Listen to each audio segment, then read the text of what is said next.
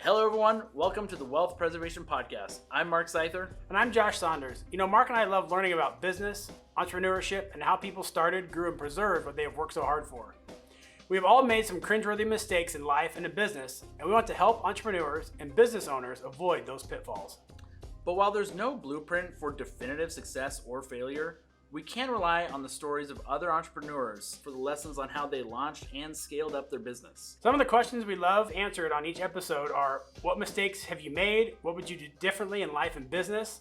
And what would you outsource first? So, come join us as we hear from entrepreneurs around the globe on topics such as their origin story, how they innovated in their industry, and the advice they feel aspiring entrepreneurs need to hear today. We also like to have a little fun. So you hope you enjoy this episode and it inspires and encourages you.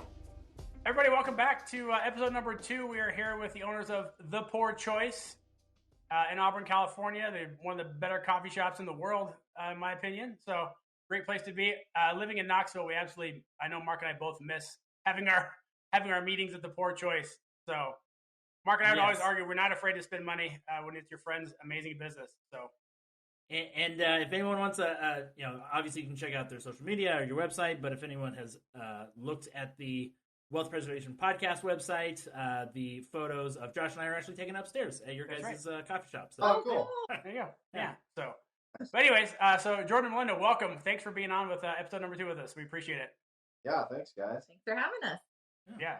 And for anyone who missed last episode, I encourage you to go listen to it. It's all about their journey of learning how to be entrepreneurs, their upbringing, all of that fun stuff.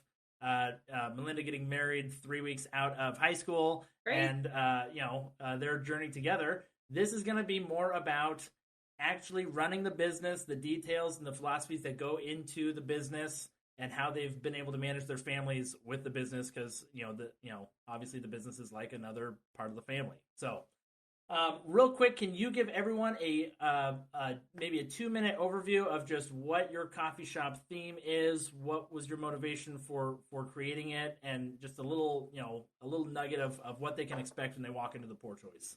Sure. Yeah, so we really try and bring together items that don't exist in our community. And since we have opened, there's been other shops who've opened up to do similar stuff, but we really opened trying to create a product that wasn't in Auburn at the time, which is the specialty coffee, and also a place where you could get all of the local breweries in one spot, and also where you could get old world wines and drier wines that were a little bit more crafted in one spot as well, and a place where you could get really elevated food and cuisine, right? And the whole idea is that if we bring all of these unique items together, and if it's the only spot you can go, then you're sort of forced to come into our spot. The bigger goal, the bigger picture being that we think there's a lot of hurting people, and we think that community is essential, especially within the smaller towns like Auburn. And there wasn't really a spot where community was happening on a regular, daily, minute by minute, hour by hour basis.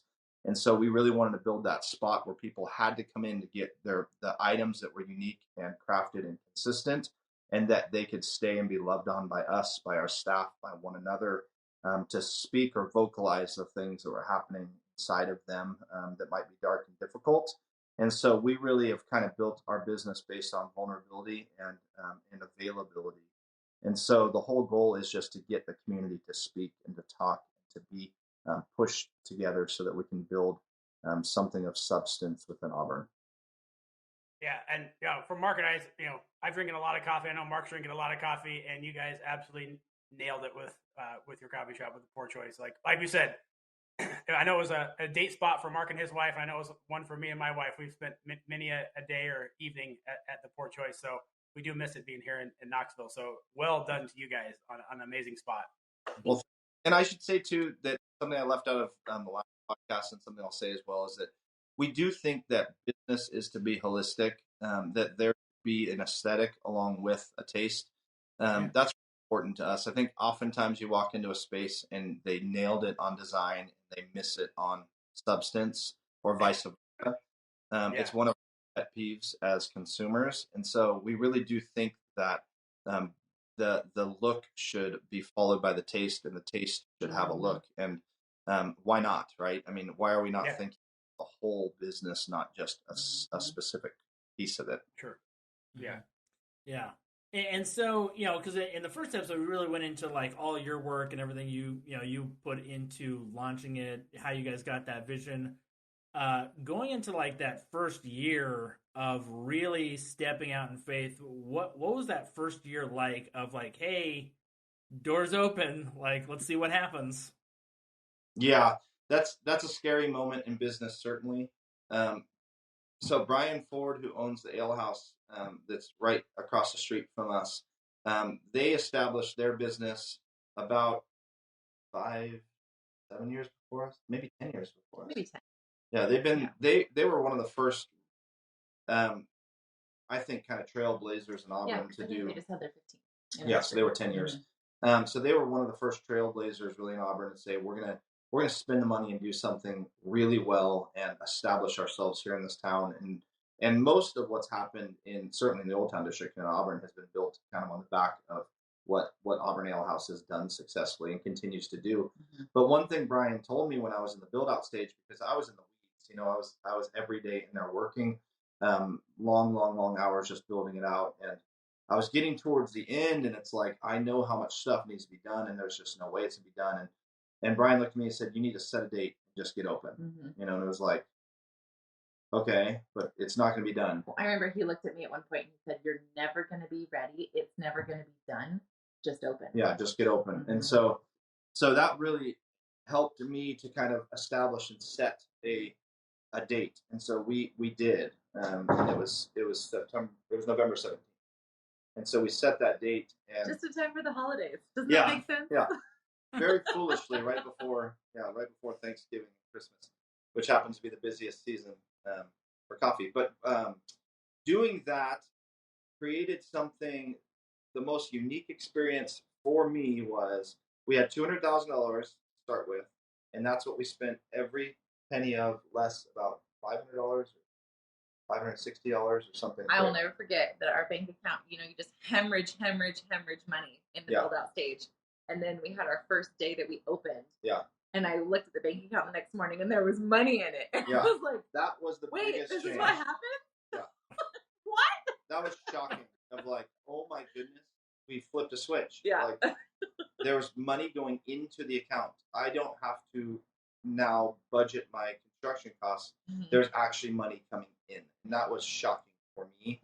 But I tell people, I just told this to the gal, Chrissy, who does all of our scheduling this morning. I said, it's been a super slow week because we have smoke here and there's a big fire right next door to us. A lot of people evacuated. It's been one of the slowest weeks we've had in the history of Poor Choice. And I looked at her and I said, I don't know if it's smoke or if it's just not working anymore. But it's like business is that way where every day you're trying to find a job. It's like, I don't know if it's going to work every single day, where it's like, are people over this? Are we not doing things well? Are we missing the mark here? And it's like, you have to consider every moment of the day, is this working? And I think in the first year, it's minute by minute. I remember there would be hours where sales were low, and I would be on bar and I'd look at my barista and say, I don't know if this is going to work. Just like it's a minute by minute thing. And I think that definitely I think you start to I would be focusing on losing one shot of espresso because I knew the cost of it, the real value of it. And I think as you grow in business, and certainly as you get some time under your belt, you stop worrying about the tiny little details and more about the big details. But every day we're trying to just keep the doors open. And I think that's what business is, certainly in the first year. Yeah, so going into that so you guys, when you open a business, especially, any business, but retail, right? Like you kind of usually get that first initial surge because all the friends of the family are there, and it's kind of the newness, right? Like that's the launch. And then was it kind of uphill from there, or was there kind of like a slump when you're like, uh-oh, we really dropped off, like maybe that was it? And when did that happen, or was it just, oh great, we just kind of kept climbing from the initial? Yeah, we've had the benefit of seeing steady growth from day one. That really has been a massive help to just the fear of business, right? And is this going to work? Steadily grown. So no, there has. In fact, I can tell you that I remember so many days very specifically, but I remember the first, what we used to do was called the, we changed it to the Classic Christmas, but it was always known as the Country Christmas. And the first Country Christmas, which was like 2 weeks after we opened, maybe it was 1 week after we opened, I remember thinking the sales were just massive. And it was like, can you believe what we just sustained? It was a Saturday. And we just looked at each other, and my in-laws were in there, and we just kind of looked at each other like, holy smokes, like, this is insane. How are we ever going to? I remember tickets were across the counter because we were printing tickets at that time. And they were across a counter with 20 of them stacked, and we got through that night, and it was all hands on deck. And I remember looking at the sales thinking, how could we ever sustain more than this? And that was like a typical Tuesday now in sales.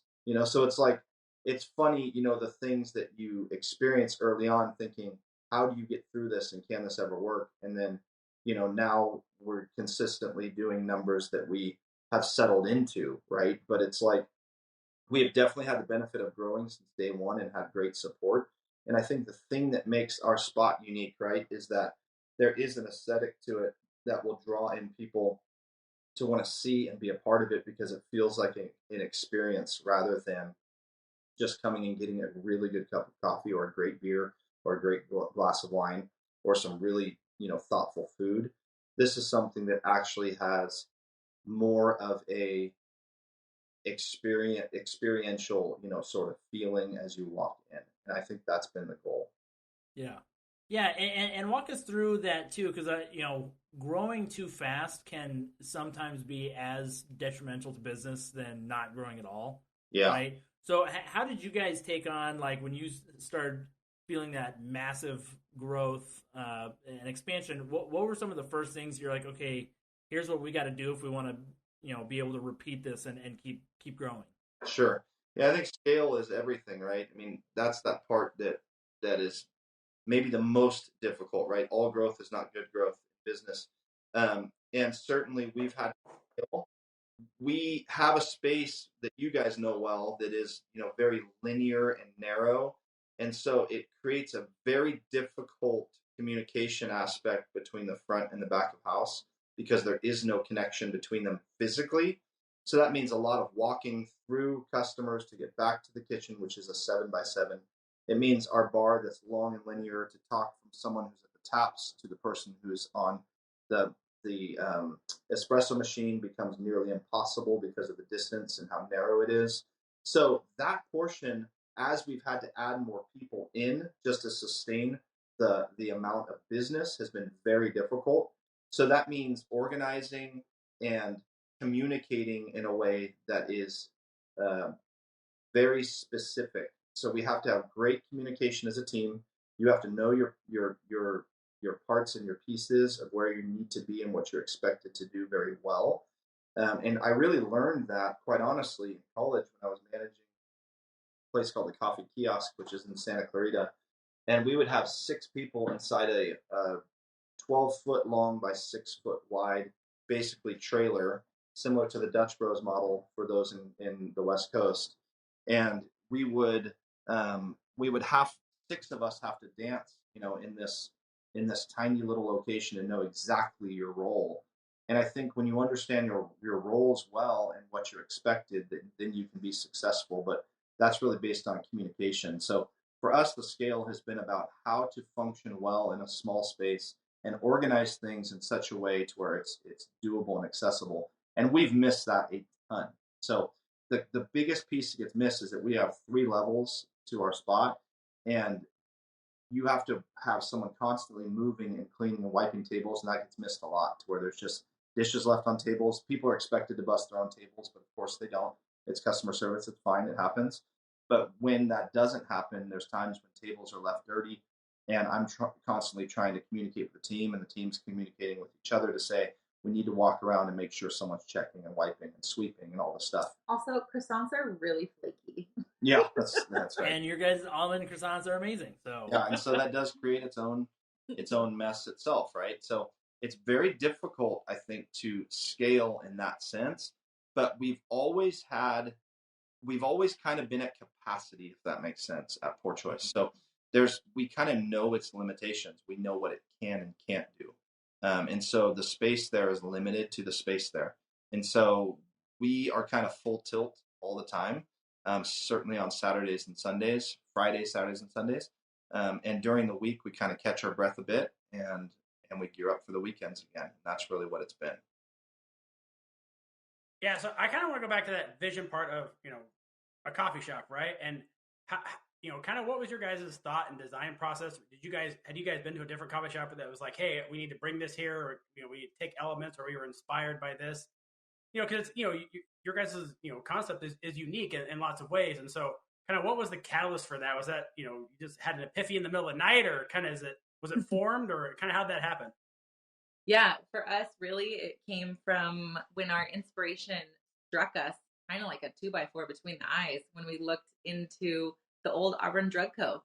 That's where we initially envisioned this business and this model. That's where it popped into our heads and was birthed or conceived, I should say. Mm-hmm.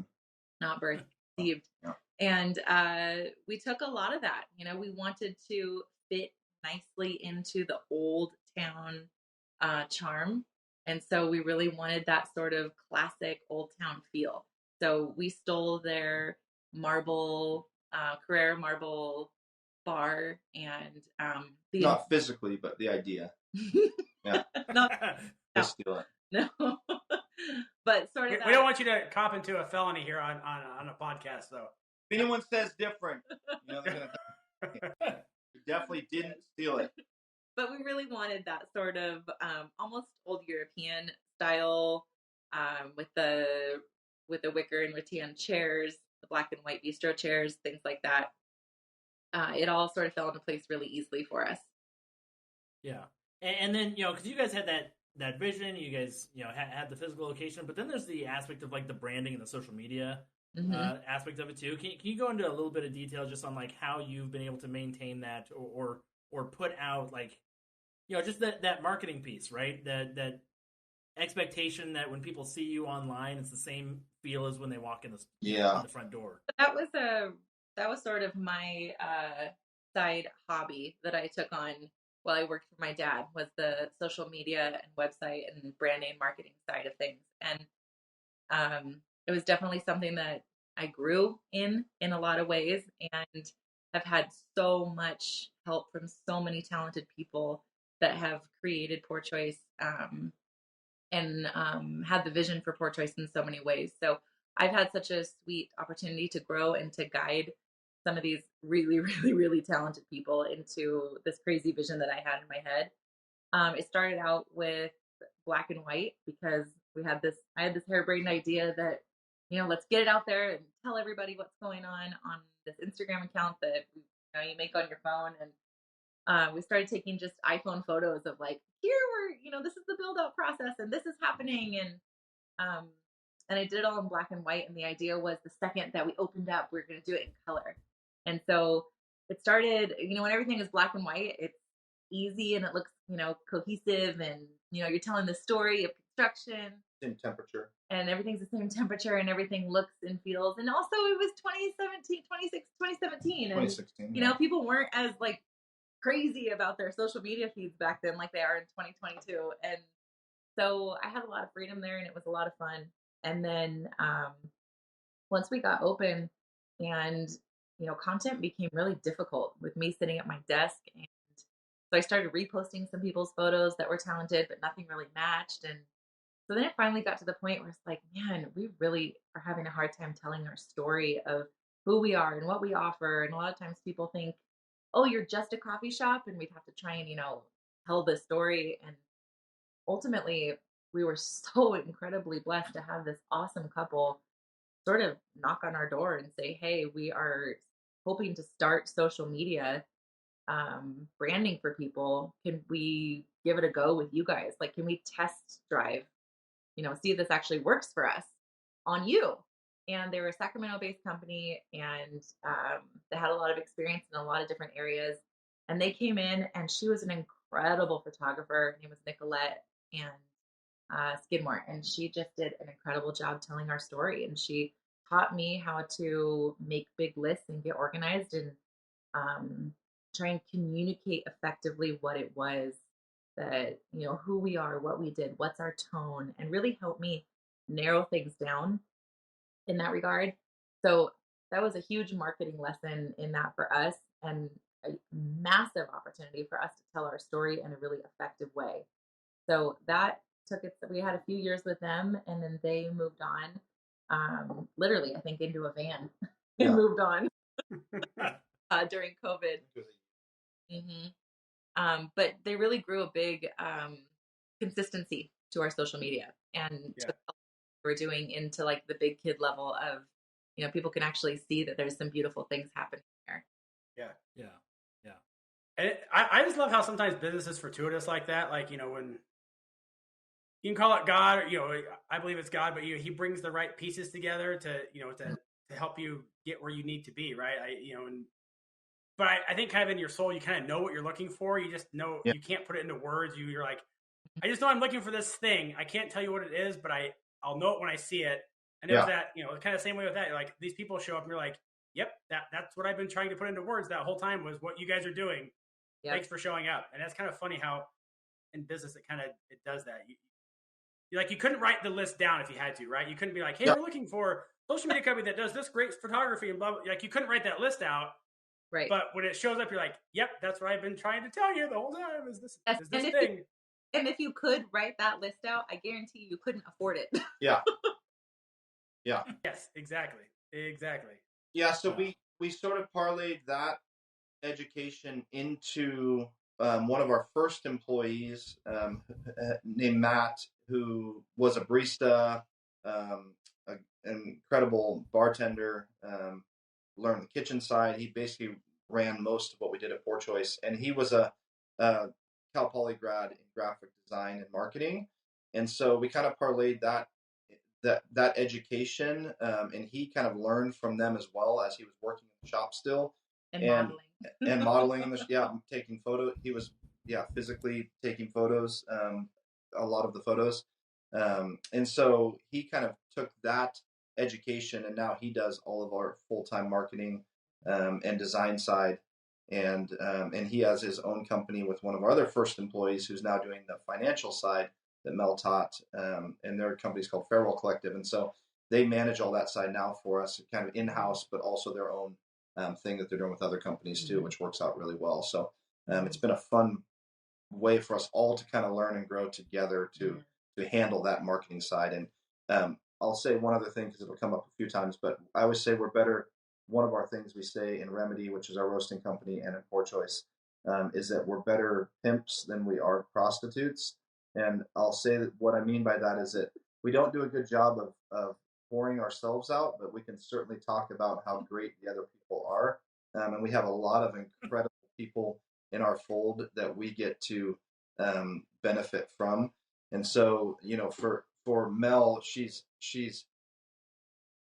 kindly expressing the amount of work that went into, the marketing and social media piece, but it was a non-stop, never-ending monster, and it is. And if you take social media, and certainly back then it was a different animal even than it is now, because now it's a very curated, very fake animal. But back then it was a very raw and real, and everything needed to be real time and authentic, and it was. And so she spent a lot of time curating that, and that was her. That vision came from her, and so the tone and the feel of our social media was built by her, and so that just took a ton of time, like every aspect of business does. And we built 3,000 followers before we opened the doors, which really helped us to launch, and that was massive for us in what we were doing and what we've done. So the social media piece was essential for us. I mean, it really was. So that's all great stuff. Like I said, we could probably go into a whole episode of that. But I just want to step back and talk about.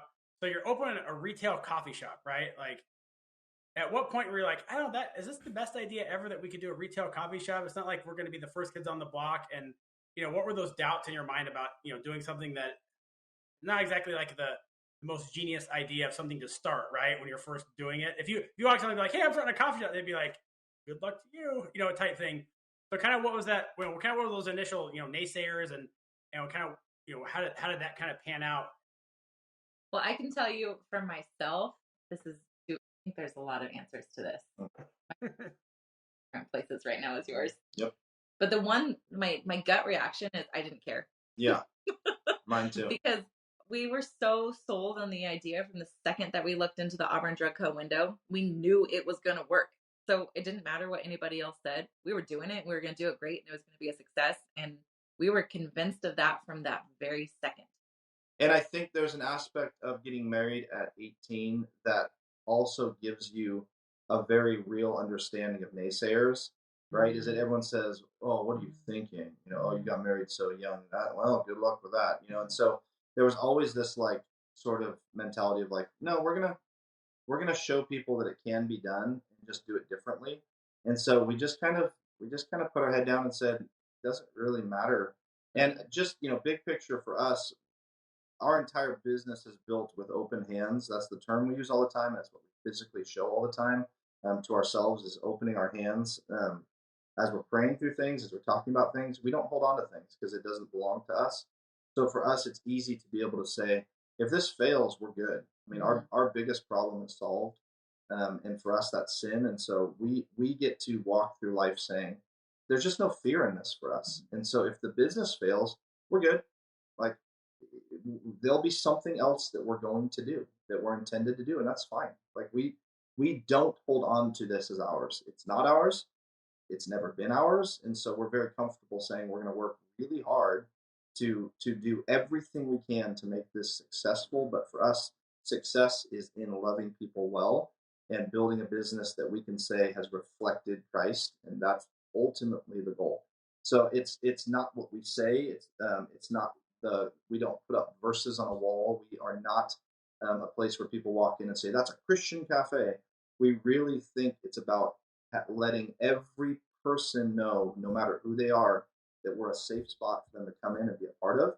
And ultimately, we want to dive into their lives more and intensely if that opportunity is given. Yeah. Which you know, because on that topic of, you know, you mentioned like, hey, it's not ours, and we're, you know, that open hand analogy, right? That open hand like imagery. I know you had mentioned, you know, putting up boundaries and you know, having to keep, you know, family life and work life. What have been some of the steadfast, like, hard drawn lines of like, hey, we're gonna fight for poor choice. We're gonna do everything we can. Yeah. Here is when we let go. Here's when we're at that position. We're not gonna cross these boundaries. Yeah, that's pretty easy for me to answer. Do you want me to take that? Mm-hmm. So our just cause, or the thing that we have, the basis of everything we do at Poor Choice, is loving people in our community. So that is, again, very broad, and there's a lot of buzzwords that we use, but we do genuinely filter things that we do through that vision and that picture. So if we ever step outside of that, or we get to a place where we're not effectively loving people, and that includes our family, then for us, it's the end of it. And so one of the things that we're committed to is not compartmentalizing our lives. And that's something that we did for many, many years, is compartmentalized who we were. Yeah. So we were a very different version of ourselves at home than we were at work, than we were with this people group, than we were with that people group, at church, whatever. And we created a lot of different versions of ourselves. And that was really ugly. And it's something that we have been committed to never going back to. So we genuinely work at being our authentic and same selves no matter where we are. So if we can't effectively love our kids through this business and have time as a family through this business, then the business shuts down. If we can't effectively love our employees through this business, then the business shuts down. If we can't effectively love our community through this business, then the business shuts down. So the hard lines for us are filtering it through that just cause and saying, is it in fact working? Now, some of the other specific boundaries that we set up is we do go to church together as a family every week. We were closed on Sundays for the first 2 years, year and a half. For 6 Sundays. No, well, whatever. It was a time. We were closed on Sundays. And then we got enough staff who could cover Sundays so that I could go to church with the family. We do not think that church is an essential piece of our lives, but we do think that it is there for a very specific purpose. And we are committed to doing that and being in our church community. And so with that, to us, is very important.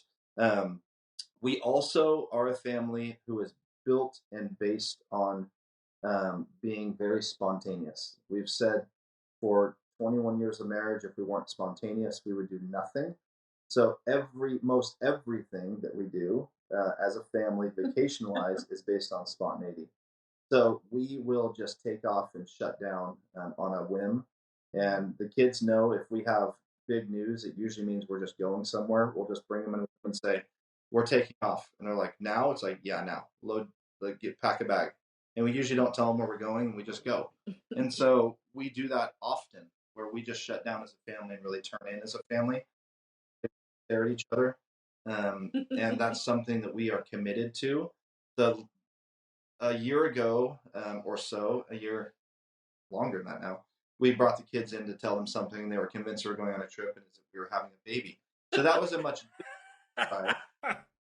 like, Also, oh, like, just a baby? Oh, Dad, gee, isn't that exciting? I can't Also- water ski on a baby. Yeah. But, you know, we didn't plan that one either, so it fit perfectly. That was surprising for all of us. into our role. So. But you know, it's for us. We have a commitment to just when there's a need for us to be seen by one another, we have a commitment to just shutting it down and going. Well, and I would even clarify beyond need. I'd say whenever there's opportunity. Yeah. So if being an entrepreneur means that you're always on, right? Your phone is always on. You're the go-to person for all the crises. So even going on vacation doesn't mean an escape from that, but it means just from, you know, your present surroundings and reality sometimes.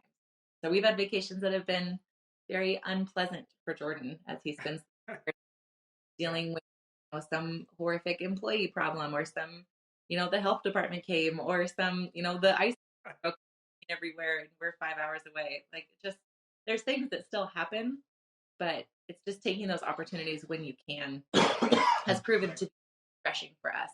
Yeah. I think Uncle Murphy he waits until you're gone. He knows the threshold of how far away you are that you couldn't make it back to show up and break something. That's just how it works.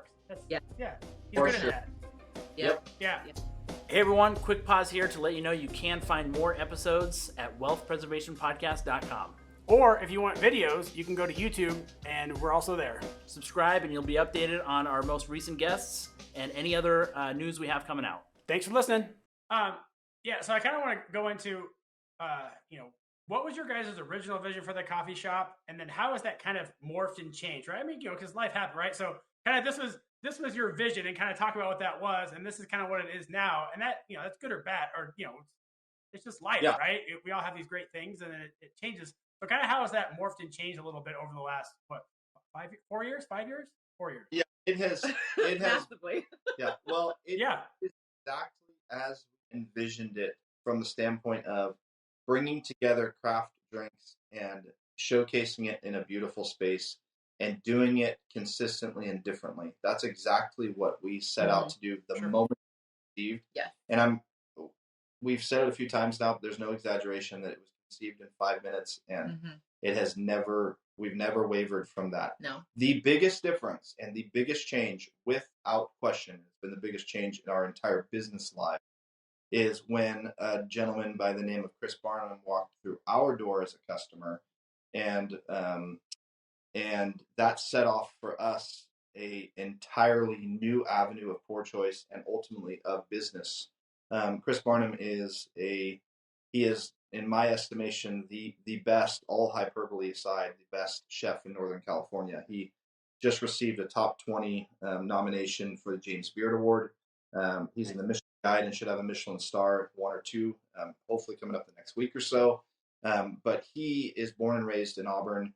We have ran in many circles similar without ever knowing one another. He came in as a customer really day one because he was very excited to have specialty coffee in Auburn finally. He would have to drive from Auburn to Sacramento, where his restaurant is, every day, and wait till he got to Temple in order to get good coffee. And so he's very thankful that we opened up. And so he came in, and me being on bar every day as I was for the first 2 years, I really got to just know Chris and build a relationship with him based around the things that we were serving. That turned into him explaining who he was and really just offering his services to come in out of the kindness of his heart, truly, to come in and build a menu for us that fit what we were doing on the drinks side. And so the food portion of Poor Choice, which constitutes 50% of what we do, was built and really conceived by Chris and his incredible understanding of cuisine, but the kindness of him to come in and do that for us. And so that for us launched he and I a relationship that was that quickly turned into a relationship of vulnerability and counsel, and spending a lot of time with him, who was going through a lot of difficult things in his own life, and since has become one of my closest friends. And we're opening we are opening a restaurant together in downtown Auburn. So that will be happening in the next year or so, called Kindred, which is to say family, which is what we are all. We see ourselves all as family doing this together. So that was really the biggest change of Poor Choice, and the thing that we never foresaw and never wanted at all was to do food. And it has become the most difficult aspect of Poor Choice and the most rewarding at the same time, certainly. We were terrified of food because when you look at Yelp, there's like, oh, there was a maggot in my lemon, 1 star, never go back ever again. And you tell it to the whole community. Or, oh, what else do you see? You see the most horrible things on Yelp. And I thought with opening Poor Choice, we're going to be safe because we were just liquids. But it turns out people, when they drink beer and wine and coffee, it's nice to have food with it as well. So, which, again, very nearsighted as we were, it's the essential piece of the puzzle for sure. Yeah. And how has that affected just on a business front, like your bottom line, right? I mean, obviously, when you have more offerings, now you're basically doubling maybe a bill total, right? Or, maybe 1.5 times it, right? So has that really helped there also? Yeah, for sure. And it allows people to stay a little bit longer, and be able to have, sort of multiple hours spent, and be able to get food to go along with just drink. There needs to be some substance there.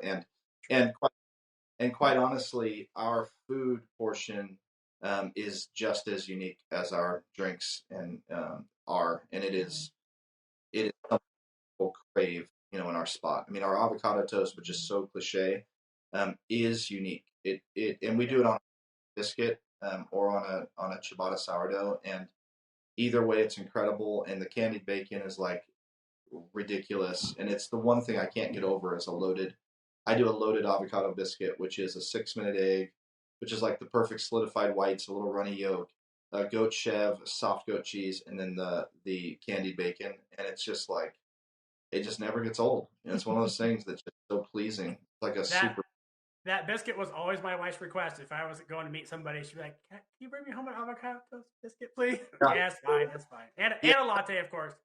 Yeah. That's the thing, that if you come work for us in our kitchen, you get for the rest of your life the greatest biscuit recipe, Chris. Yes. And that is, I'm telling you, they are so specific how we have to make them. But man, there's a difference. And you guys live with biscuits, and I'm going to be in Nashville actually next week, close to you guys, but there's always this talk like the South knows biscuits, and every time I go to these places that are named biscuit something, they always disappoint. And I'm like, we have ridiculous biscuits. I'm gonna throw this at you. If you're in Nashville, you have to go to Biscuit Love. I will go to Biscuit Love. I didn't go there last time. I will go. It is I'm a food snob, and they nail it. They love it. Man, yeah, it is. We'll go. Order about everything on their menu because none of it's bad. So there you go. That's what I use. Amazing biscuits, and that and the Velvet Taco. You got to hit up Velvet Taco. It's in downtown Nashville. And that is an incredible spot. I have been like. So I disagree with Jordan on the biggest surprise for me. I wasn't thinking any of those things. They were all surprising, but for me, the biggest surprise is we had our tagline that we used to tell ourselves in the beginning was we wanted to be Auburn's living room. And we really wanted to exist as the only place in town that you could go in those in-between minutes of your day, in those sort of pockets of your day where you couldn't like go sit at a restaurant or, you just needed a place to be that wasn't your house, which really made sense for us because we used to live in Grass Valley. And so you weren't, if you weren't at a restaurant or in a shopping mall or something or on a trail, there was really nowhere to go. You're sitting in your car. I don't know. So we really were looking for something like that. What that actually turned into and what the community grabbed onto and really attached themselves to became this thing that was so much bigger than we could have ever fathomed. The reality of community and what that looked like still to this minute of this day continues to blow me away. It's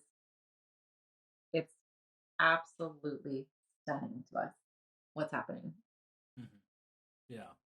Which you guys are also in a, we love hearing from the business owners too, the small business owners, on being on the employer side and investing in their employees. Because, I think it's, it's very easy to say like, oh, big corporations, like the employer doesn't care about their employees. And then when you get to know the employer, you're like, they will do anything and everything for their employees. How has that kind of been for you guys as far as like finding good talent and really making sure that you're investing in them, to really create a fruitful environment for people to come and grow as just an employee? Yeah, I'll take this one because this has been the piece that has we have been very, and again, we, as you said earlier, Josh, we believe that God ultimately gives us every gift and certainly the ability for us to foresee or to know how things would play out with no background or understanding of this. I've been pretty staunch on the way that we've ran our place from day one, and that is to eliminate management, not for the sake of eliminating management, but for the sake of creating an environment where we all have to step up and are expected to do and to think and to excel, that if there's something that needs to be done, you're the one to do it. I'm the one to do it. I tell all of the people that I interview, if you can't ask me to pick up a mess or sweep the floor or clean a toilet, then this place fails. Everyone is responsible for everything. And so we've been very clear on that. But another thing that we implemented from day one, which is unique in the industry apparently, and it's the same exact thing that Chris does at his restaurant, which is cool because when we came together, we realized we were both doing this, was we do a tip pool and we share tips throughout our entire cafe. It's really unique in Chris's environment because he's in fine dining. And so there's a complete sharing of tips in his restaurant, which does not exist in the restaurant world and certainly in fine dining. But he's committed to the same thing that we are, where everyone gets treated with the same respect and gets treated the same way as everyone else. We've been committed to a wage from day one that we can sustain. And so our verbiage to our employees is the same thing in their interview as it is every day, is that there's nothing off limits in our business. Every single employee is allowed to see, to be involved in everything. They can come look at the books. They can see the way that we fail at business every day and hopefully help us see the failures. But they can see every one of the numbers. They can see exactly where we spend our money. They can see what we can and can't do as a business financially and fiscally. And so we just share what we have. There is not money to be made in cafes. So if you're listening and you're trying to open a cafe to get rich, do something else. Money should never be a motivating factor as to why you open a business. I truly believe that. But we have had a commitment from day one to give back everything we can give back. And so the same thing, the same verbiage happens with each of my employees. I say, if there's a need that you have financially, then you need to ask us. If we can't help, then we can't help. If we can help, I promise you we will. And so we have a very, very open door policy in what we do, to where we don't have 6 months sit down and discuss what you're making and give a raise. We have you come to us and ask, or we're going to look at each other and say, man, I feel like so-and-so has been just working and hasn't asked for anything. It's like, let's just give them a raise. And it's like, we just throw an extra $1 or $2 an hour at them to try and bless them and show them how much we appreciate them. But we're very, to a fault, very flippant in the way that we evaluate or don't evaluate. But at the same time, we're very intentional with the way we do it, if that makes sense. we intentionally aren't structured so that there can be open communication and the ability for people to reach out and to ask whenever there's needs. And so the thing I would say is if you don't ask, we have no opportunity to help, right? But you have to be able to at least have enough humility to come and ask. And that's a difficult thing, but I do push my employees to have conversations. If there's something you're struggling with, go to that person and voice the struggle. Don't go to someone else before. We really do push our employees to develop so that no matter where they go or what they do, they can be experts in whatever they're doing, because we do believe business is business. So I work very hard at trying to develop them on a personal level so that they will be successful in whatever they do. And most of that for me starts with communication, the willingness to get outside of yourself, to show grace and humility every day, and be able to ask for things that you don't want to ask for. That takes humility. And so we're very intentional with not being intentional on the raise and what we pay people. But everything we can do as a business, we do for our employees to try and sustain them. So, I mean, that's all great stuff, Jordan. And I love that, because we kind of always usually talk about employee management, and that's usually a sticking point. I don't know if it's difficult, right? Managing employees it has its own set of hair on it, if you will. But I kind of want to shift gears a little bit and be like, so obviously, Poor Choice is amazing. Favorite coffee shop, Mark and I's favorite coffee shop. But what did you do that you were like, wow, we totally boned that one? That was a disaster, right? That was really swing and a miss by a mile on that one. Yeah. Oh man, that just feels too hard to narrow down. Yeah. Do you anything come to mind that's like the most glaring or obvious? I just feel like, I mean, it could have been a hire that you had, or somebody, or like, oh man, I think we have this great we have this new brewery we're bringing in, or this, something that you're just like, wow, we really didn't see that. That was weird. So, yeah. On the topic of employees, there was one big learning point for me. Was we had an employee who came to us and said she wanted to quit, and we love chasing people down and trying to encourage them and help them to move forward and help them to grow. And I sat with her on the phone and I convinced her, sort of talked her out of quitting and convinced her to stay. And sometimes in the past that had worked out well, but ultimately people kind of ended up, once they made up their mind to leave, most of them left. And with her, it was a horrible, horrible experience. It didn't itself. And after that was the moment where I realized, someone comes to me and says, I'm done, and they're going to look me in the eyes and say, I'm quitting. Then I need to just say, okay, and let them go.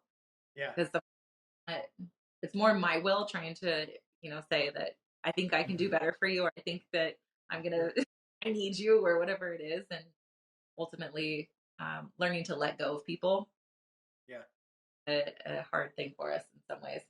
Yeah, for me, every failure is based on relationships, because that's what we are in the business for, is relationships. Yeah. So I can remember specifically one kitchen employee, and I handled things really poorly with him, and just had just kind of it came to head one night, and he quit, and I'm like trying to convince him to stay, and in the midst defending myself. And so for me, it's always my lack of character that creates the biggest the biggest failures. And so I can look back at specific points where I was fighting ultimately for myself and not for the employees. Yeah. And that's the piece for me that is the most deadly. So it's the same litmus test I have in my marriage and as I do as a parent, where if I'm fighting for something that's personal, then I know it's flawed from the get-go. But if I can see that I'm fighting for that person, and ultimately trying to solve something as opposed to trying to win something, that's the term a lot with me. Are you trying to win right now? That's a really good reminder for me of, am I caring about this employee, or am I caring about myself? So if I'm trying to win, it's about me. So my failures are based on specific employees that I can tell you every moment of the conversations that I failed in, and I've had to ask for forgiveness to each employees.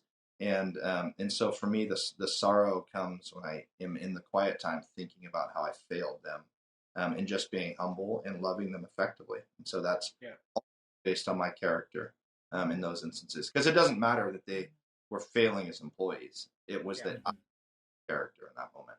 Mm-hmm. Yeah, and I would totally agree. I think so many great businesses are, they're a great business, but how they treat their employees and what they do on that level, like, is basically what moves the business forward and makes it sustainable, right? I mean, as soon as you figure that out, I just think it's a hard thing it's easy to say, hard to do. Yeah, very. It is. And COVID only complicated that entire because being in hospitality, especially in Placer County in the middle of COVID, was a really, really tricky thing because our state and our city saw things really differently. And so the city of Auburn came out and said, we're not gonna prosecute you if you don't want to comply with this stuff. Go ahead and just do what you feel is right. And the state of California had a different opinion. And so we sort of found our middle ground that we felt was loving all people in the middle of that, our employees included. And, in the middle of that, we have a huge community of customers that come from the Bay Area, which is kind of like a completely different universe from Placer County. And so when they, escape from the city and go up to Tahoe, they'd stop in, and I mean, people would come in and they'd be terrified. They'd be pissed. And then they'd get angry. And so it created this, where we opened to create inclusivity for everyone in a world that felt like that was possible. COVID created a whole new mess that we didn't know how to exist in some ways, right? Because we agreed with everybody on anything suddenly. And so it created this really painful place for our staff where we're trying to love our community and our customers, but then also we have staff members who are trying to wear masks in a with air conditioning that isn't totally effective, and they're sweating down their faces and feeling like they're getting carbon monoxide poisoning and like they're going to pass out from lack of oxygen. And they've got customers that are angry and screaming and throwing beverages at them and taking their photos and putting them on Yelp. I mean, there was horrible things that happened during that season, and loving our employees through that and trying to put their safety and their best interests out there while balancing, the feelings and the emotions of this incredibly sensitive topic. That was a whole different ballgame for us too. We really miss it. We wish it would come back. It's so fun.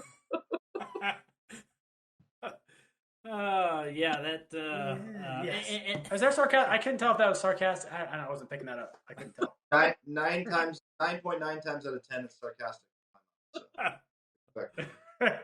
Oh yeah. That yes, you're right in saying that the people coming up from the Bay Area, it's just they're completely it's very different. Just very different, right? Very different area. And so because you guys, you touched on COVID a little bit there. How did you guys, from a business standpoint, what was that mentality shift of okay, now people can't come in. Here's what we have to do to stay alive. Well, I'm going to backtrack a little bit because my poor husband, you guys, you talk about this entrepreneurial sickness where you have to do. So we got to the point, March 17th, where we had to lay off all of our employees and close our doors.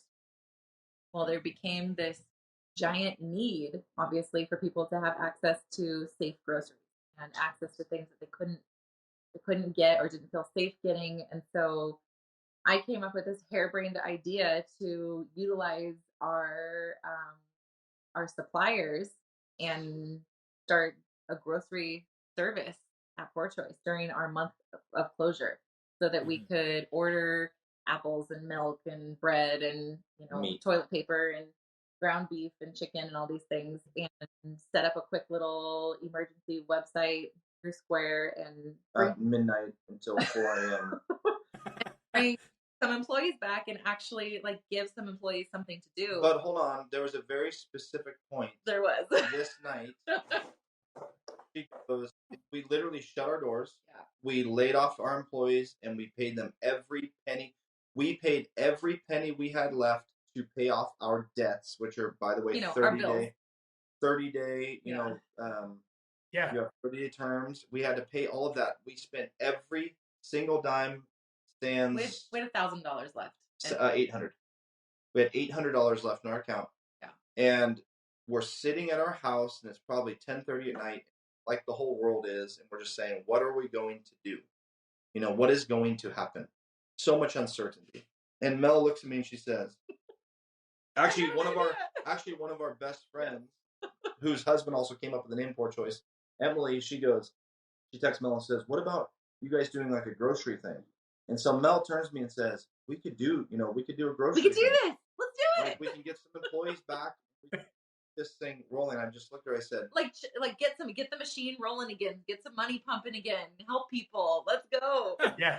So I looked at her and I said, why can't we just shut it down? Like, can this just be the time where we just say Because we can't did we everything? just collect unemployment like everybody else and watch Netflix in our underwear? Yeah. I literally was like, Tiger King just came out. I mean, I just want to see Carol Baskin and Tiger King go at it. yes. And I just looked at him, and it didn't take very long. And then he just hung his head, and he was like, all right, let's go. So we built a website that night between midnight and 4 a.m. Mm-hmm. Square, who is our processing company, they did like they were actually almost finished with a beta for a online store, and they sent out that night this beta for free to all of Square customers. And so we utilized this platform that was really useful, and we uploaded photos I had to go through and find a photo of every item. Here's online, an asparagus. and then send it to her, and then she would upload it on, and then descriptions and the prices, and then we're trying to figure out what are the prices, what's a typical grocery. Josh would know this very well from his dad doing this grocery business delivery for many years, but trying to figure out how in the world do we navigate, this world with no understanding, and then it's toilet paper. Can we find stuff? So then I go the next day and I go to our paper supplier and we spend our $800 because we had no 30-day terms anymore because they're like, no way, we can't do it. We have to get cash. So we spent our last $800 on paper bags, plastic containers, our quarts and pints, and then graciously our produce supplier called Produce Express that does a lot of our stuff, everything that comes locally to us, they carry terms for us, which was incredibly gracious of them. They did not have to do. And we ordered in just a bunch of staples, eggs and veggies and breads and all kinds of things.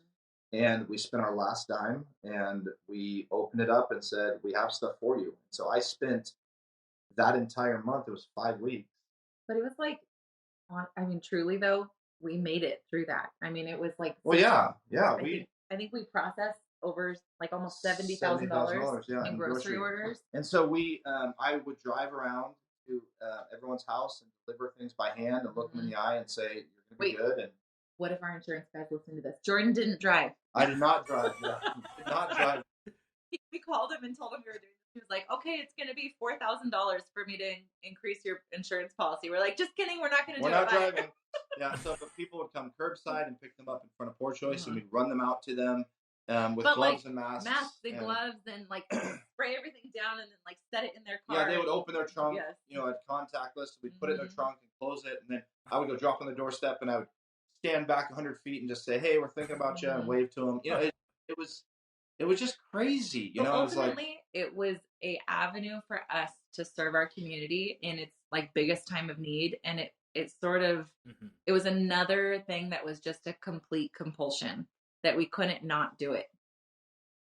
Which kind of ties into like what you were saying, in the first episode of like, when you're an entrepreneur, you can't not do the thing, right? Yeah. It's there and you just got that itch and you're like, well, I'm staying at home, and as much as I'd like to watch Tiger King, this is another area where we get to serve the Yeah. community, and we just Yeah. can't not do it.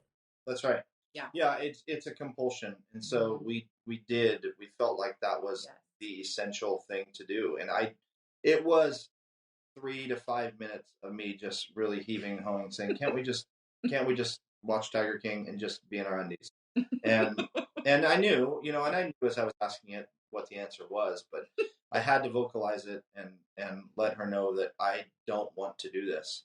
And of course I wanted to, and we did it, and it was extremely fulfilling. We made no money on it, and we got ridiculed even on social media constantly for the cost of our toilet paper, which we literally made not a dime on. We were just that was a lost leader for us, but people still were screaming at us on social media like we were gouging. We're like, okay, like you couldn't win, you can never, like that's what characterized for me the entire pandemic was you just can't. So it's gonna be. You're like it's this or the Auburn Journal. So yeah, right. Exactly. Take your pick. Yeah, right. The truth. Yeah. So it was very difficult, but also very fulfilling, and really a sweet time of my brother in Poor Choice every day with me as well, packing grocery, bags full for customers. And one of our best employees who's still our employee to this day, Michaela, and her, every day, in there packing groceries. And then Stebbs, who's another incredible employee of ours, in there every day packing grocery bags. And we were able to pay 5 employees, through the pandemic to not sit at home and collect unemployment, but to actually come back and work, and that for us was incredibly fulfilling too. And the biggest part I think that we're missing now is Matt and Zach. Yeah, and then Matt and Zach, who both, who we talked about earlier, Matt does all of our marketing, Zach does all of the financial side. Now they have their own business called Feral Collective, but they were doing all the online stuff, and they were constantly putting out videos and promoting it, and just doing the behind the scenes work with Melinda, and it was just it was a team effort, to make this thing happen, and it worked, it did. Yeah, that's awesome. And I get, because it seems like, again, you've had your hand in a couple different startups, or helped people launch their startups, right? Sure. So in the next 3 to 5 years, right? I mean, what direction is Poor Choice going? Are you guys going? I mean, I know we got the restaurant. Are you guys opening a second location? I mean, what's kind of the future for Poor Choice? Yeah, so there's a lot. The thing I was going to say earlier too, there was 2 biggest surprises for me. Number 1 was food. Number 2, what I said from day 1 is I will never roast coffee.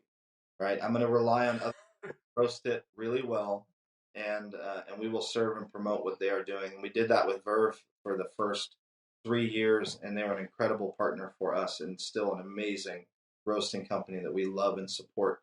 But we had the benefit of gaining a really close friend who's one of our dearest friends. We got to travel with her through Verve to Costa Rica 3 years ago, almost 4 years ago now, and see Origin in Costa Rica. She did all of the purchasing and buying for Verve Coffee, and she allowed us to go with her on a trip, just her. So we got to see Costa Rica, understand Origin a lot more, and then really just gained an amazing friendship with her. Well, fast forward maybe a year. Fast forward to the April, beginning of the pandemic. In the pandemic, yeah. Yes. That she basically texts us and says, I feel like I'm going to walk away from my job. And it was like, what? In the middle of a pandemic? What are you thinking? She's like, I want to walk away and I want to start something with you guys. And so we decided on a whim to start Remedy Supply Co., which really started as a natural wine company where we were going to do some import of natural wines and start to do some wholesale sales of wine, which I haven't even spoken about wine, which is really the catalyst for most of what I do is wine. But that was where that was kind of born. And then fast forward, we end up wanting to do coffee, which is Lainey's world. She's one of about 10 people in the world that does what she does. She is a direct purchaser of coffee from people who she has relationships with around the world. And so our coffee is true direct trade, which we're very proud of. And so she goes around and buys the best coffee in the world. And so we get the best green, and the best opportunity to roast the best coffee. And our other business partner, Jordan Johnson, came from the culinary world and has an incredible palate and understanding of roasting coffee. And so we take this beautifully grown and beautifully processed green coffee and roast it to reveal the flavors that are there. And so we now do coffee roasting, which is something I never, ever, ever thought I would do. And so to answer your question, this is a long answer, but the immediate future for what we're doing, where we're headed, is to get the roastery open, which is in the same building as Kindred, which will be our restaurant. It's, for those of you who know Auburn, it's the old Mickey's Boots building. It's a 10,000 square foot building.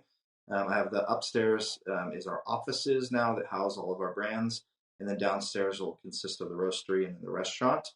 But even before that gets opened, we have to move. We have opportunity. We have an opportunity to move Poor Choice. We're going to color this positively right now. From where it is. So Poor Choice will be moving in the very near future, before May, because that is the deadline that we have set to have our current location. And we are working very hard right now. My days are spent trying to solve this move, and we're very close on a building that we think will house us far better in Old Town Auburn. And so that will look like us having to move the current operation to just a little bit down the street, that we think will be a much, much better even fit for Poor Choice. So lots of things happening right now, lots of pieces that have to be moved and to fall into place. But again, we are very open-handed with what we do, and there's no fear in it for us. So we just take it a day at a time and a step at a time, and we trust that what will happen will be exactly what the Lord intends. So that's really where we're at with it. We are not intending to ever open up another Poor Choice. That has never. We've had many opportunities. That's never been something that we have wanted to do or to do. We are very community driven, and specifically here in Auburn, in Old Town Auburn. And we think a micro focus to change is what we are gifted at. And so we really work hard at a micro focus rather than a macro focus. That is very specifically getting in the lives of people who are right here in Auburn. And so we are committed to being one location for that as it pertains to Poor Choice. And then Kindred gives us an opportunity to do a restaurant style of the same just cause of loving people uniquely through that restaurant and do it in a way that's even unique. And so that is the goal. And by the way, the same just cause for Remedy that we carry as well is loving people uniquely. And that one is a bit more macro because we're really trying to change communities around the world that we purchase coffee from. We pay about $4.25 a pound as opposed to $1 to $2 a pound, which is the C rate of coffee.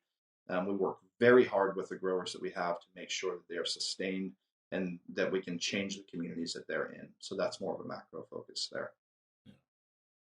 Yeah, you're like, well, besides roasting coffee, opening a restaurant, and moving my entire shop, not much going on from Poor Choice's world. Yeah. Pretty slow over here. Yeah. Yawn. Awesome. Well, hey, I'm gonna make it. We had a previous guest on, and they are right up your guys' alley. If you guys like artisan things, we had Old Verdon's Spice Company on. Cool. And we'll have to see some of that. They are the most amazing dried pepper flakes I've ever had. If you had told me that there was a difference between regular dried pepper flakes and I would have told you were full of BS. Yeah. And they all organic, all locally sourced. They dry them. They dry them within an hour. Yeah, they dry them within an hour. I mean, really, and hilarious couple. I mean, they're awesome. They were what was the quote that Chris said? I asked which one was the creative type and which one was the planner, and the guy, Chris, he was like, Allison, she makes sure it's the deep end, and I just jump in. Yeah, perfect. Good. Yeah, that's It speaks to the fact that everything that is done well, everything can be done well or not, right? And there's a very specific way of doing things in the craft world, food and in beverage and in everything, in building, in everything that we do. And you either do it very well or you just do it, right? And so when you see it well, you take note and you say, oh, I didn't even realize there was a difference, let alone that it can take that, and you think, yes, like what could that, what could that do? Well, that only could be the cap or the entire change of an entire dish. And apart from it done perfectly, it's going to lack, right? So that's the piece that's so important for us to try and teach and to educate people on, as well, as that when you do things well, you will take note. And there's only one way to do it right. And that's That's exactly spot on. I think that's a good place to kind of end this here. That was a great episode, guys. Thank you so much for your openness and talking about business and retail and employees and philosophy. That was really, really great. So thank you so much for taking the time to be on. Yeah, thank you guys. Absolutely. It's our pleasure. Lots of fun. Yeah. All right, Mark, we'll take a quick pause and then we'll jump in this last speed round for this episode.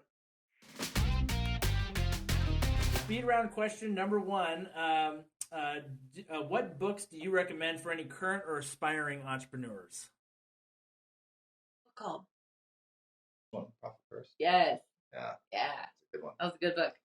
We so there's this book called Profit First by Mike Wazowski. Makowitz. Schwammy. Mike Makowitz. Yeah, and it's a groundbreaking idea that you as an entrepreneur should pay yourself. Yeah.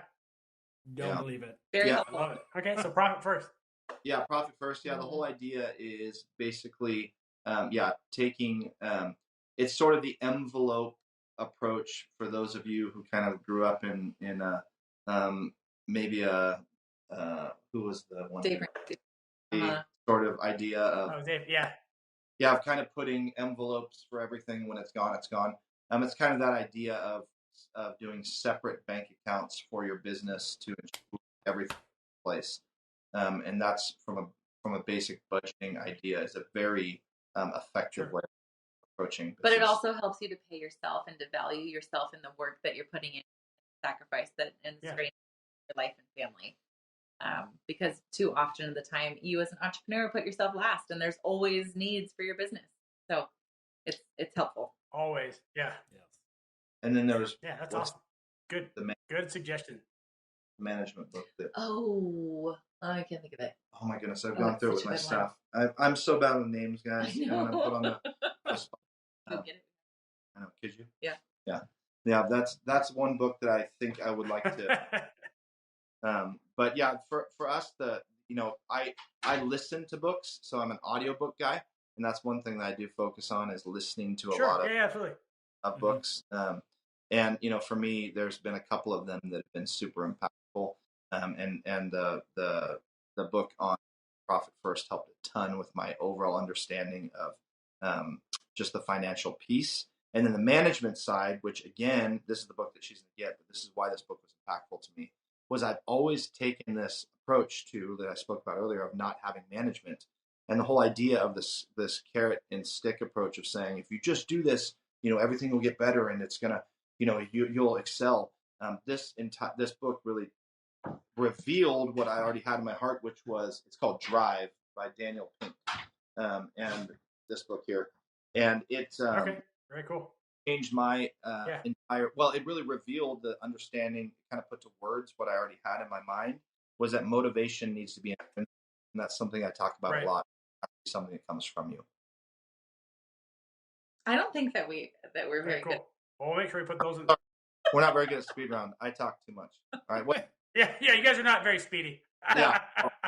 All right, so there's lots of different coffee beans in the world. You got the Jamaica Blue or some Ethiopian, or you have the monkey poop coffee beans, where they eat them. But where, in your guys' opinion, does the best coffee come from? Where, if you're buying coffee beans and you have one place that you can buy them from, where are they coming from?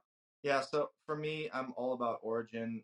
That's the piece that drives my passion and love for wine, is going back to origin and understanding cultivar based on origin. And so the origin of coffee is Ethiopia. And so I still hold a very near and dear place in my heart for what happens in Ethiopia. I think it is the terroir that that created coffee. Therefore, it's the best expression of coffee itself. There's a brightness to the coffee that comes from Ethiopia that I love. There's a really beautiful top end to the coffee that comes from Ethiopia. It's and also beautiful fruit. Coffee is a fruit. It's a cherry. For those of you who don't know, it should have fruit represented in the coffee cup you are drinking. Otherwise, you're not showcasing expressing coffee. So Ethiopia for me. Perfect. Very cool. Yeah, that's awesome. Good stuff. All right. I don't know if we thought this one through when we included it. This might start an Auburn feud, Josh. But what is the best brewery in Auburn? Yeah, on purpose, Mark. On purpose. And for all the breweries in Auburn listening, I still will love and cherish all of you equally. So yeah, and I will spend money at all of you whenever I'm in town. Children. that's right. Yeah. So for me, my favorite is Crooked Lane. It is a brewery that I think represents all types of beer very well. So there is every style represented there. One of our very close friends was one of the originators of Crooked Lane as well. They from the beginning set out to do everything very well. And again, that's what we think makes business is when you care enough to do it right, to spend the money, to spend the time and the effort to make sure it's done well. And they've done that. But Brian Ford at Auburn Ale House really is the one who established the entire Auburn beer scene. So to not say that his beer is amazing, that he ultimately set the stage, would be remiss. So Auburn Ale House is absolutely one of our favorites as well, if not our favorite as well. Yeah. I had Auburn Ale House at my wedding. Yeah, that was nice. That was a request. I was like, you can't have cheap beer at my wedding. Nope. Yeah, right. Yeah. That's right. So, anyways, if you're listening and you're cruising through Auburn at some point, and it's in the morning on your way up to this Tahoe, maybe you stop at Poor Choice to get some coffee, and on the way back you can come down. I'm sure Poor Choice has some great beers on tap that are local from one of the great breweries. On the way back down, it's kind of win-win all the way around. Yeah. Or come and stay in Auburn, Josh. Stay in Auburn. Absolutely, do that too. Yeah. Absolutely. All right. So, kind of last question to wrap it up. You're gonna have to dream a little bit on this one. So, you have 2 weeks of vacation and a blank check. Where are you guys going, and what are you doing? That's easy. So you remember how Jordan said we're very spontaneous and we get in the car and go? Guess where we've never been? Europe. Oh. We've never been to Europe. So for us, that's the one place that's difficult to drive to afternoon. Yes. Yeah. Unfortunately, not yet. But we would go to Europe. Her family's from Italy, northern Italy, so we have a lot of ties there. They come and visit us often. France is the origin of the origin of wine would be Georgia, but France is really where most of the varietals that we not enjoy. Paula Dean's Georgia. Yeah, to clarify. Right. Yeah. But we most of the varietal that we enjoy finds its origin in France. So I would love to see the wine countries of France. But my biggest dream, and what's always been my dream since as long as I can remember, is sliding down the Alpine slides in the Swiss Alps. So I would love to be at the base of the Matterhorn on some Alpine slides, single rail Alpine slides, going through the beautiful mountainside. That's my number one dream of all dreams. There we go. Perfect. That's awesome. That's good stuff. I will tell you, having lived a bit in Italy, like drinking cappuccino, sitting in the piazza in front of the Duomo, is life changing. If that's it's phenomenal. It'll give So, anyways, good cups of coffee. It's experience, life flavors, but experience. So that's very cool. Yeah. Well, I hope you guys make it there at some point. I'm sure you will. My guess is a yes. Well, thanks. Thank you. Yeah. Awesome. Well, Mark, we'll wrap it up there, huh? Yeah, perfect. Thank you guys so much for being on. One more time, if you could just plug your social media channels, then thank you again for sharing your story. Thank you. Yes, find us on Instagram at Poor Choice Auburn, and that's POUR. We're online at thepourchoice.com and remedysupplyco.com. Remedy Supply Co. CO. That's our coffee. We ship throughout the world. We do what we call prescriptions for our coffee. Prescribing. So. I will see love my it. doctor about getting one of those prescriptions. So, well, thank you so much for being on. Again, awesome story. And anyone listening, if you're driving through, driving I-80 through California, definitely stop at Auburn. Thanks, guys. Thanks, guys. Alrighty. Thank you. Just so you know, none of our guests have been paid to be interviewed. We don't charge for downloads, and we have never sold ads. And though our wives and accountants wish we would, probably, this podcast is purely for the distribution of amazing stories and information only. However, we do need to make one quick legal jargon-filled disclaimer. The information provided here is for educational purposes only. You should not construe any such information or other material as legal, tax, investment, or financial advice. Make sure you contact a professional before you decide to do something. If you have any questions, feel free to give us a contact or drop an email to info@wealthpreservationpodcast.com, or you are welcome to reach out to any of our guests using the information provided in the episode. Or in human speak, don't act solely on a guest that you heard on a podcast one time, because that would be dumb. Thanks.